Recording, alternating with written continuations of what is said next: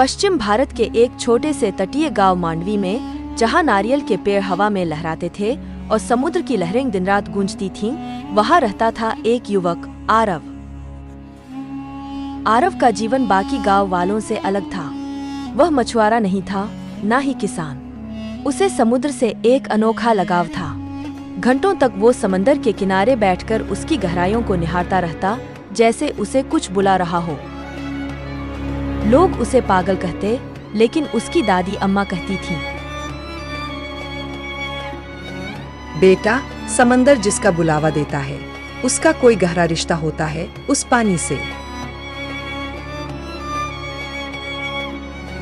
एक रात पूर्णिमा के चांद की रोशनी में आरव को दूर समुद्र में कुछ चमकता हुआ दिखाई दिया।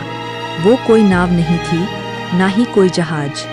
वह एक आकृति थी, मानो एक औरत, पर उसके बाल लहरों जैसे बहते और चमकते थे और उसकी आंखें लाल पर जिंदा।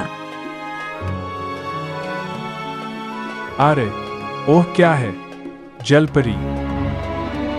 दूसरे दिन आरव ने गांव में इस रहस्यमयी महिला के बारे में बताया, पर सबने उसे हंसी में उड़ा दिया।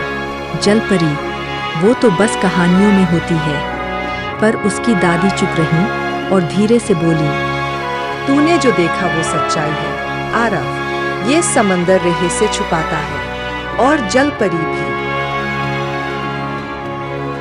आरव उस रात फिर गया, उसी स्थान पर, और फिर वही आकृति, लेकिन इस बार वो और भी पास थी। वो मुस्कुरा रही थी, पर उसकी मुस्कान में कोई गूढ़ता थी। आरव का दिल तेजी से धड़कने लगा। तुम कौन हो? मैं नेरिना हूँ, इस समुद्र की रक्षक, और तुम चुने गए हो।